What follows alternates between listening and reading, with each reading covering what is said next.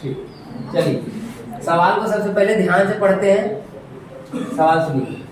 जब तक सवाल अच्छे से नहीं पढ़ोगे तब तक सवाल समझ में नहीं आएगा। ये जितने हिंदी वाले सवाल है, हिंदी वाले वाक्य वाले सवाल, बिना उसको पढ़ के समझे तुम कुछ कभी कर ही नहीं सकते। अभी आपको कम से कम हम 6-7 क्वेश्चन बताने वाले हैं जिसमें सब में यही लिखा है, लिखा हुआ है। पहले इसको लिखेंगे, फिर इससे समीकरण बनाएंगे, उसको हल करेंगे, तब उत्तर आएगा ना। तो पढ़िए सवाल। इसके 2 तरीके हम आपको बताएंगे। एक आयताकार बाग जिसकी लंबाई, आयताकार बाग, तो आयताकार बाग हम बना लेते हैं। ये आयताकार बाग है, ठीक, आयताकार बाग। आयत ऐसे ही बनता है, आयत याद कर लो ना।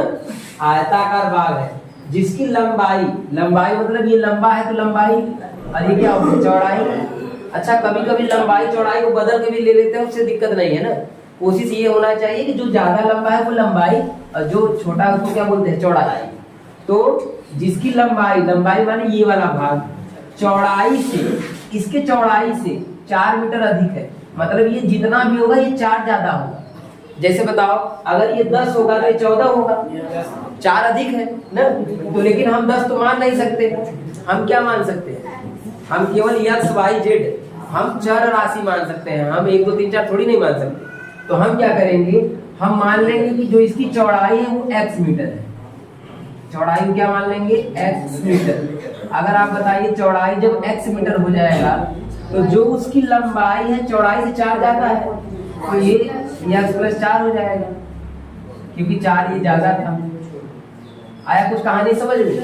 कहने का मतलब जब हम चौड़ाई मान लेंगे तो लंबाई निकल जाएगा, क्योंकि लंबाई निकालने के लिए चौड़ाई से तुलना करा है, इसलिए। आगे बढ़ते हैं। इसका का अर्ध परिमाप 36 मीटर है। इसका अर्ध परिमाप दिया है। परिमाप क्या होता है सुनिए। इसका जो परिमाप का फार्मूला होता है वो होता है 2 लंबाई प्लस चौड़ाई। चौड़ाई को b लिखते हैं क्योंकि ब्रेथ, ब्रेथ माने चौड़ाई होता है। 2 लंबाई प्लस चौड़ाई, और अर्ध बोल दिया है। अर्ध का मतलब क्या हो जाएगा, अर्ध का मतलब आधा, तो ये 2 क्या हो जाएगा, गायब हो जाएगा। यानी अर्ध परिमाप माने होता है लंबाई प्लस चौड़ाई। आ गया समझ में कहानी? तो अर्ध परिमाप बोल दिया है। अब जो जो हम लोग कर रहे हैं उसको फटाफट लिखते हैं। और लास्ट में क्वेश्चन में बोला है कि विमाएं ज्ञात कीजिए। विमाएं का मतलब भुजाएं, विमाएं का मतलब इसमें कितनी भुजा है, 1 2 3 4।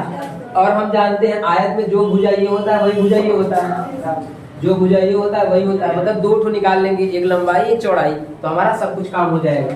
ठीक, तो सबसे पहले हम क्या लिखेंगे, लिख लेंगे माना। सवाल को पढ़ के समझना है, किसको मानना है, चौड़ाई से तुलना करा है तो चौड़ाई को मानेंगे। माना, माना चौड़ाई बराबर, चौड़ाई बराबर x मीटर, ये हमने मान लिया। ठीक, तो लंबाई कितना बन जाएगा, तो लंबाई आपका बन जाएगा x + 4 मीटर। ये आपका बन गया लंबाई, चौड़ाई x, लंबाई x + 4। अब अर्ध परिमाप उसने दिया है, देखिए अर्ध परिमाप, अर्ध परिमाप बराबर आपको पता है 36 मीटर। और अर्ध परिमाप का फार्मूला भी हम जान गए हैं। अर्ध परिमाप का फार्मूला होता है लंबाई, लंबाई प्लस चौड़ाई, लंबाई प्लस चौड़ाई बराबर में 36। ये होता है अर्ध परिमाप। ठीक, अब हम क्या करेंगे, लंबाई की जगह पे जो लंबाई माने उसको रख दीजिए, और चौड़ाई की जगह पे चौड़ाई वाला रख दीजिए। तो लंबाई की जगह पे रखेंगे x + 4 प्लस चौड़ाई की जगह पे रखेंगे x, और बराबर में 36। ठीक, अर्ध परिमाप का सूत्र नीचे लिख दिए, मान रख दिए। x और x को जोड़ देंगे 2x हो जाएगा, और 4 को उधर भेज देंगे तो माइनस हो जाएगा, 36 - 4। ठीक, घटा दीजिए, घटाएंगे कितना आ जाएगा, 32 आ जाएगा। बटे में 2 को लेके जाइए, ये हो जाएगा 32 बटे में 2, काट देंगे, ये बन जाएगा 16। यानी इससे हमको क्या पता चला, x का मतलब क्या होगा, चौड़ाई, मतलब हम चौड़ाई जान गए 16 मीटर है। अगर चौड़ाई 16 मीटर है, चौड़ाई माने ये, अगर ये 16 मीटर है तो वो 4 ज्यादा होगा, यानी 20 होगा। वो 16 है तो वो 4 ज्यादा होगा। ठीक, 16 मीटर। अब हम लिखेंगे लास्ट में ऐसे करके लिखेंगे अतः चौड़ाई बराबर 16 मीटर तथा लंबाई बराबर 16 में 4 जोड़ देंगे क्योंकि 4 ज्यादा था, तो बन जाएगा 20 मीटर। ये कहानी समझ में आया? बहुत आसान सवाल था, बस सूत्र पता होना चाहिए। सूत्र नहीं पता है तो नहीं हो पाएगा। अच्छा, इसका दूसरा तरीका क्या है? देखो, जो हम लोग ये पार्ट पढ़ रहे हैं ना, ये पार्ट क्या है? 2 चर वाले रैखिक समीकरण। 2 चर माने एक x मानना चाहिए, एक y मानना चाहिए। लेकिन इस सवाल में क्या कहीं बोला है क्या कि एक x मानिए, एक y मानिए, या 2 चर वाला नियम लगाइए? क्योंकि अगर 2 चर वाला नियम हम लगा देंगे तो एक x भी आ जाएगा, एक y भी आ जाएगा, तो सवाल को हल करना थोड़ा सा कठिन हो जाएगा।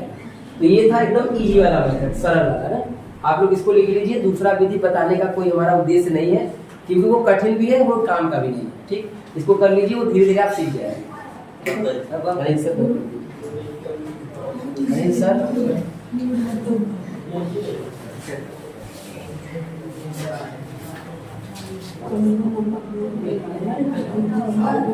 चलिए देखिए सवाल को। सवाल में क्या बोल रहा है ना कि ये रेखा का समीकरण एक दिया हुआ, ये रेखा का समीकरण है, और बोल रहा है ना कि एक समीकरण और आप बनाइए, ऐसा ही लिखो, लेकिन समीकरण कैसा होना चाहिए? ऐसा समीकरण एक और लिखिए जिससे कि प्रतिच्छेद करती रेखाएं बने, समांतर रेखा बने और समपाती रेखा बने। कहने का मतलब क्या है कि एक रेखा का समीकरण दिया हुआ है, एक रेखा, मान लो इसका रेखा ऐसे बनता है, अपने से ऐसे मन में विचार करो कि ऐसा बन रहा है इसका रेखा। तो आपको एक रेखा का समीकरण अपने मन से लिखना है और ऐसा लिखना है, इसको क्या करता हुआ जाए? काटता हुआ जाए। मान लो कि आपका ये पुराना वाला रेखा था और दूसरा ऐसा बनाना है, इसके समांतर में जाए। और मान लीजिए पहला कंडीशन है, आपको तीसरा ऐसा बनाना है किसी के ऊपर से चला जाए। अपने मन से आपको रेखा का समीकरण यहाँ भी बनाना है, यहाँ भी बनाना है, यहाँ भी। तो थोड़ा सा दिमाग लगाइए तो बन जाएगा। बताओ प्रतिच्छेदी का कंडीशन क्या होता है? प्रतिच्छेदी वाला जो कंडीशन होता है कि A1 बटे A2 बराबर नहीं होना चाहिए B1 बटे B2। अगर बराबर नहीं होगा तो वो कैसा रेखा बनाएगा? एक चीज हमको पता है, तो हम समझ गए हैं कि हमको ऐसा ऐसा नंबर लिखना है। देखो, x तो रहेगा फिक्स है ना, y वाला भी मान रहेगा फिक्स है, और यहाँ भी कुछ ना कुछ रहेगा, वो फिक्स है ना।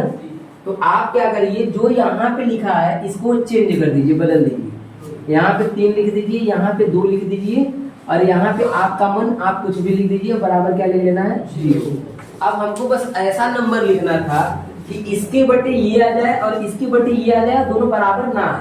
तो बताओ 3 बटे 2 जब लेंगे, यहाँ पे बगल में 3 बटे 2, 3 सॉरी उल्टा हो गया, 2 बटे 3 ना, 2 बटे 3 और बराबर ये 3 और ये 2, इसका 3 बटे 2। तो क्या दोनों बराबर नहीं है क्या? अगर दोनों बराबर नहीं है तो इसका मतलब है ये दोनों जो रेखा बनेगा वो कैसा बनेगा? प्रतिच्छेदी। तो कंडीशन का पालन हो गया।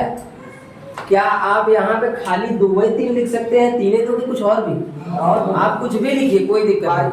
बस आप ऐसा लिखिए जिसका बटे बटे हम करें ये वाला, तो सूत्र में हमेशा b दोनों बराबर नहीं आना चाहिए। समझ में आया कुछ कहानी?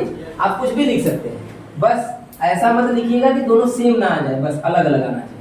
अच्छा, समांतर में आओ, तो समांतर का कंडीशन क्या कहता है?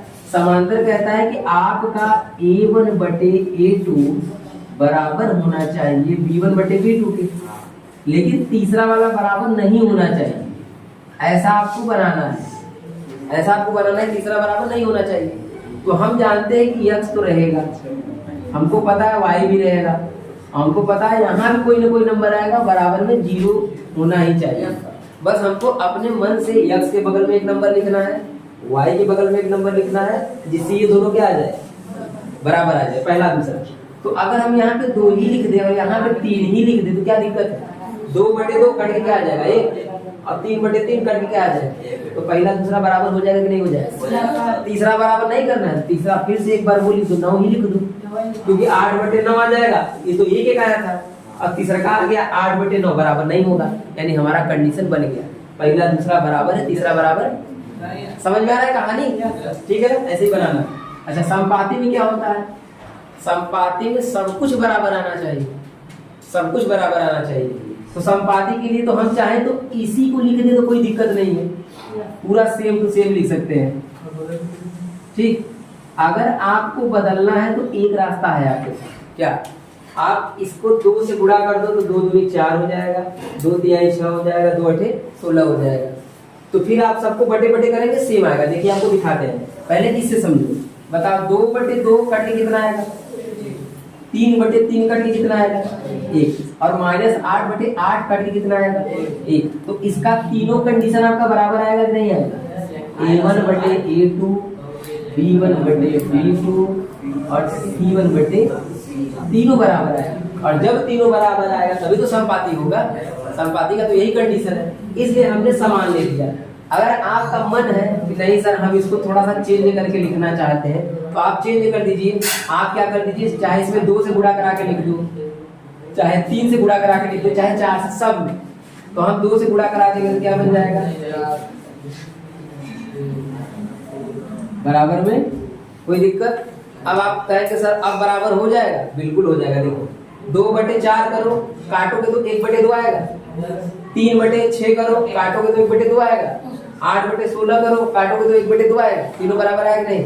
इसका मतलब हम चाहे जितना भी लिख सकते हैं और हम चाहे जो भी लिख सकते हैं, बस इन कंडीशंस का पालन होना चाहिए तो ये हमारा बन जाए। इसमें कुछ नहीं करना था, बस अपने मन से आपको ऐसे ही लिख देना। समझ में आया कहानी? ठीक है, लिख लीजिए। तब अगला बताएं।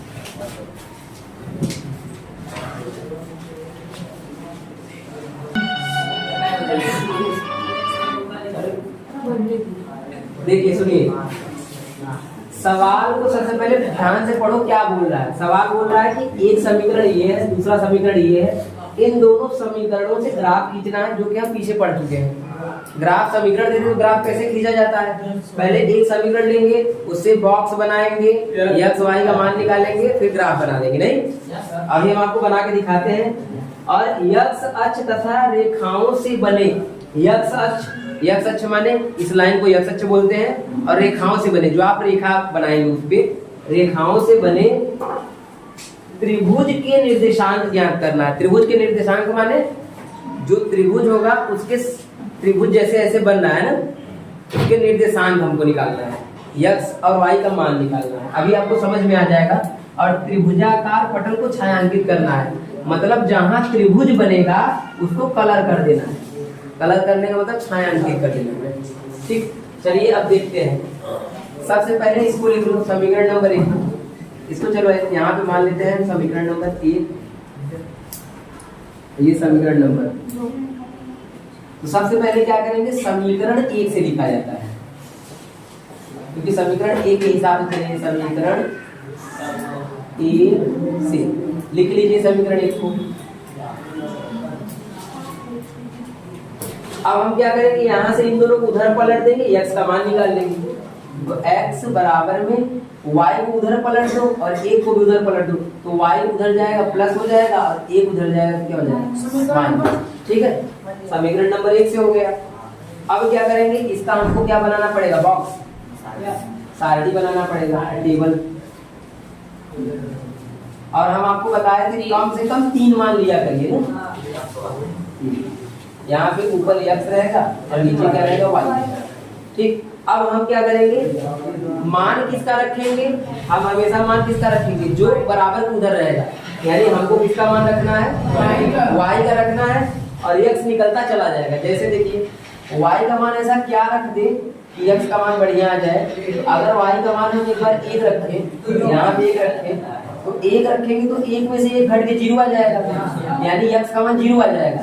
y का मान 1 रखोगे तो 1 में से 1 घट के 0, x का मान 0। तो ये क्या बन जाएगा? 0। अब y का मान क्या रख देते हैं? 2। आप चाहे 5 भी रख सकते हैं, 6 भी रख सकते हैं, आपकी इच्छा है। बड़ा बड़ा भी मान रख सकते हैं, कोई दिक्कत नहीं है ना। आपने 2 रख दिया। अब यहाँ पे जब 2 रखोगे तो घटाओगे तो 1 आ जाएगा ऊपर। अब यहाँ पे अब यहाँ 3 रखेंगे, 3 में से 1 घटाएंगे, आ गया समझ में? तो बिंदु हमको क्या क्या प्राप्त हो गया, लिख लेंगे प्राप्त बिंदु। जो प्राप्त बिंदु है उसका नाम अपने मन से ए रख देंगे, 0, 1। दूसरे का नाम रख देंगे बी, 1, 2, 1, 2 तथा तीसरे का नाम रख देंगे C 2, 3 है। समझ में आ गया कहानी? ये कहानी हम लोग पहले ही पढ़ चुके हैं, ये बात जानते हैं। अब समीकरण 2 से आइए, वही काम। समीकरण 2 को लिख लेंगे।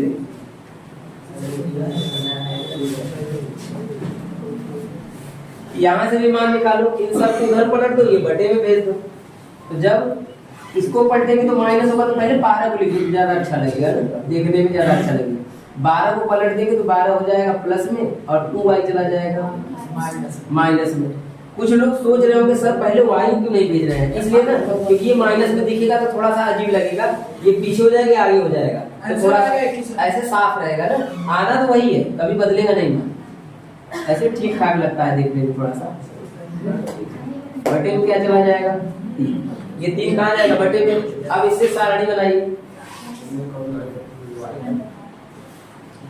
और 3 मान निकालने का प्रयास यहाँ भी हम लोग करेंगे, लेकिन थोड़ा सा यहाँ पे अपना हम लोग दिमाग लगाएंगे।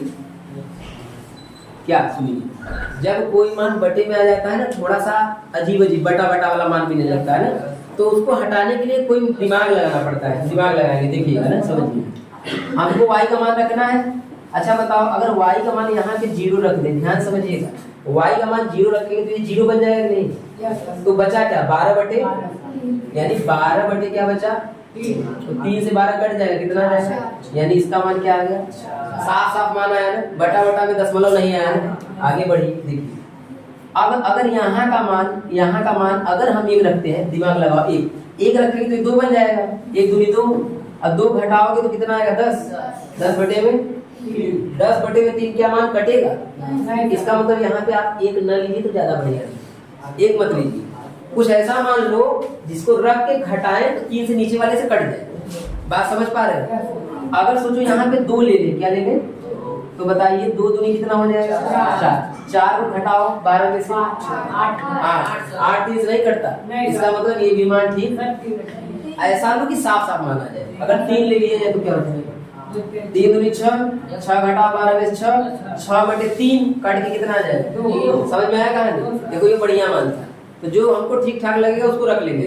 आपको लगता है कि नहीं सर हम तो एक ही रखेंगे, तो रखिए और इसको दशमलव में निकालिए, 3.33 आएगा, तो दशमलव में दर्शाना पड़ेगा। ऐसे साफ मान आ जाएगा, साफ दर्शा देंगे, ठीक है।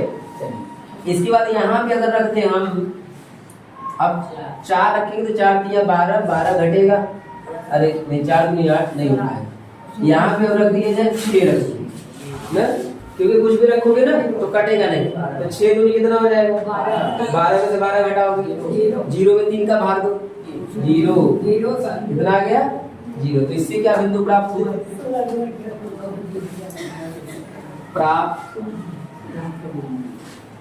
P का मान क्या आ जाएगा, पहला 4 का मान 0, Q का मान मिल गया 2 का मान 3 तथा R का मान क्या मिल गया 0 का मान 6। कहानी समझ में आ गई, मिल गया हमको इसका भी बिंदु। क्या आप हम इन दोनों से अपना चित्र तैयार कर सकते हैं, ग्राफ, अपना ग्राफ बना लीजिए। मंजीत ग्राफ पे ध्यान दीजिए, ठीक, ग्राफ बनाते हैं।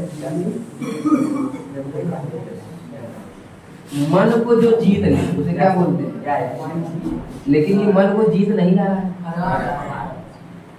ठीक। ये ग्राफ बन गया, तो अब ग्राफ में दर्शाते हैं पॉइंट को। 0 का मान कहाँ होगा, 0 का मान 1 कहाँ होगा, तो सबसे पहले नंबर लिख लेते हैं। अच्छा देखो, एक फायदा ये भी है कि हमारा जो मान आया है वो सब प्लस में आया है, तो माइनस दर्शाने की जरूरत नहीं है, तो प्लस वाला लिखेंगे 1 2 3 4। अब कहाँ तक मान गया है, 6 तक गया है, 6 तक गया, थोड़ा सा बढ़ा लेंगे 5, ठीक। y का मान 6 है तो ऊपर 6 तक होना चाहिए। चलिए कोई बात नहीं, इसको 1 2 3 4 5 और 6 6 तक मान हो गया। अब क्या किया जाएगा, मानों को दर्शाते हैं। तो 0 का मान कहाँ होगा, तो हम जानते हैं कि इसको x पे गिना जाता है, इसको y पे। तो x पे अगर 0 बोल दिया तो यहीं पे रुक जाएंगे, उधर बढ़ना था लेकिन 0 बोल दिया तो वहीं पे रुक जाएंगे। और 1 है 0 का मान कहाँ होगा, ऊपर होगा क्या, ये नहीं, 0 मतलब वहीं पे और 1 मतलब ऊपर, ये हो गया। 1 का मान 2 कहाँ होगा बताओ, पहले x पे गिनो 1, x पे, तो यहाँ पे 1 हो गया। और फिर 2 ऊपर 2 जाओ, 1 2 आया समझ में, कहां नहीं, ठीक। फिर इसके बाद 2 का मान 3 कहाँ होगा, तो ये 1 2, फिर 3 है तो 1 2 3। बताइए सामने सामने पड़ा कि नहीं, हमेशा बिंदु सामने ही पड़ेगा क्योंकि ये रेखा का समीकरण है। और रेखा का समीकरण में अगर एक बिंदु यहाँ, एक बिंदु यहाँ, एक बिंदु यहाँ, तो रेखा कैसे बनेगा, रेखा के लिए हमेशा सामने सामने मिलना है। तो अब ये आपको मिल गया है बिंदु A, ये बिंदु है B और ये बिंदु है C, तीनों को मिला लेंगे, ठीक, हमने मिला पहला रेखा का समीकरण। अब दूसरा पहले समीकरण से रेखा तैयार हो गया, दूसरे समीकरण से इसमें आइए 4 का मान 0, 4 का मान 0 कहाँ होगा, तो 4 का मतलब यहाँ पे आ जाएंगे सीधा, और 0 वाले वहीं पे रुक जाएंगे क्या, क्योंकि 0 आ गया है ना, तो पहला बिंदु ये मिल गया, कौन सा P, अभी P लिख देंगे बाद में। फिर उसके बाद 2 का मान 3 कहाँ होगा, तो आओ 2 पे ये 2 रहा, और 3 मतलब 1 2 मिल जाएगा, यही रहेगा क्या, 3 ना, थोड़ा सा हम इधर हो गए हैं क्या ना, हल्का सा आगे पीछे हो गए, ठीक, 1 2 और 3 यही बिंदु होगा। थोड़ा सा हमने इसको गलत बना दिया है, यही बिंदु, मतलब दोनों समान है ना, क्योंकि 2 3 यहाँ भी है और 2 3 यहाँ भी है, तो दोनों में बिंदु कॉमन हो गया ना, तो वो बिंदु वहीं पे रहेगा। एक बिंदु हमको P यहाँ पे मिल गया, ये कौन सा बिंदु मिला, Q, C और Q दोनों सेम है, देखो C Q सेम है, सही है। अब इसके बाद 0 का मान 6, 0 का मान 6, 0 मतलब यही हो गया और 6 मतलब इसके ऊपर। अब इन तीनों को मिलाना पड़ेगा, देखो समान समान सीधाई पे आएगा, एकदम एक सीध में आएगा, हो गया, तैयार हो गया हमारा। आप एक काम और कर सकते हैं, ये वाला जो रेखा है ये किस समीकरण से बना है, ये जो रेखा है ये सब इस समीकरण का रेखा है, तो यहाँ पे नाम लिख सकते हैं कि 3x 2y माइनस 12 बराबर 0, ये इसका समीकरण है। और इस रेखा का ये जो रेखा है ये किस रेखा से समीकरण बना है, किस समीकरण से रेखा बना है, x माइनस वाई। इससे हमको पता रहेगा कि ये समीकरण से ये रेखा तैयार हुआ है और इस समीकरण से ये रेखा तैयार हुआ है, दो रेखा बन गया। अब काम क्या करना है हमको, अब हमको क्या बोला है, यक्ष अक्ष, यक्ष अक्ष मतलब इसको बोलते हैं यक्ष अक्ष, यक्ष अक्ष तथा रेखाओं से बने त्रिभुज के निर्देशांक, यक्ष अक्ष ये हो गया और रेखाओं से, रेखा मतलब ये रेखा और ये रेखा। बताओ, एक यहाँ पे बिंदु है, एक बिंदु यहाँ पे बन रहा है, एक बिंदु यहाँ पे बन रहा है ना, नहीं बस त्रिभुज में, त्रिभुज में ना, त्रिभुज के निर्देशांक, तो ये त्रिभुज बन रहा है ना, त्रिभुज सर वहाँ पर ऊपर वहाँ 6 पर नहीं, तो उसको नहीं लेना है ना, हमको क्या करना है ना, हमको क्या करना है, केवल त्रिभुज का निर्देशांक देखना है, ये वाला और केवल त्रिभुज का निर्देशांक देखना है। तो इसका बिंदु क्या होगा, 2 कामा है, इसका बिंदु क्या होगा, P का, P का हमने निकाला है ना यहाँ पे, P 4 कामा 0, 4 कामा 0। लेकिन जानते हो दिक्कत क्या करेगा, दिक्कत आपको करेगा कि ये वाला बिंदु कैसे निकाले, ये वाला बिंदु कैसे निकाले। अगर ग्राफ पेपर होता, ग्राफ का कॉपी होता, तो ये जानते हो किस पर पड़ता, -1 पे पड़ता, क्योंकि इधर -1 होता है, -2, समझ रहे हो बात को, तो क्या पड़ता है, 1 पे पड़ता कि नहीं पड़ता। वैसे भी देख सकते हो कि ये जितनी दूरी पे ये 1 है उतनी दूरी पे ये भी आया है, ठीक, तो ये 1 पे पड़ता, तो ये निर्देशांक आपका क्या हो जाता, जो तीसरा निर्देशांक है वो हो जाता आपका -1 कामा 0 हो जाता। -1 के लिए है कि ये दूरी -1 है और दूसरा 0 के लिए है कि तो ऊपर गया ही नहीं, जब ऊपर जाता है तब दूसरा वाला मान कुछ आता है, ये हो गया -1 कामा 0, ठीक। तो इस तरह से हमने इसके 3 निर्देशांक निकाल लिए। तो लिखेंगे त्रिभुज के त्रिभुज के 3 निर्देशांक। त्रिभुज के 3 निर्देशांक कौन कौन से निर्देशांक निकले हैं? पहला निकला है हमारा सी और क्यू दोनों सेम ही है, तो डायरेक्ट बस हम मान रख देते हैं, नाम रख देते हैं 2 कामा 1 निकल गया। दूसरा वाला पॉइंट क्या है? 4 कामा 0 निर्देशांक माने एक्स वाई का मान यानी वो बिंदु, और तीसरा फिर बिंदु क्या है? ये -1 कामा -1 कामा 0। कहानी समझ में आया? 3 निर्देशांक हमने निकाल दिया। अब इसके बाद एक बात और बोला है, क्या? त्रिभुजाकार पटल को छायांकित कीजिए। तो त्रिभुजाकार पटल कौन है? यही ना, यही है त्रिभुजाकार पटल। इसको क्या कर देना है? छायांकित, इसी को कहते हैं छायांकित। तो हमने त्रिभुजाकार पटल को छायांकित कर दिया, हो गया। इतना काम इसमें करना था। पहले इसकी मदद से ग्राफ बनाना था, फिर ग्राफ की मदद से निर्देशांक निकालना था, और निर्देशांक के बाद त्रिभुज को हमको क्या करना था? छायांकित करना।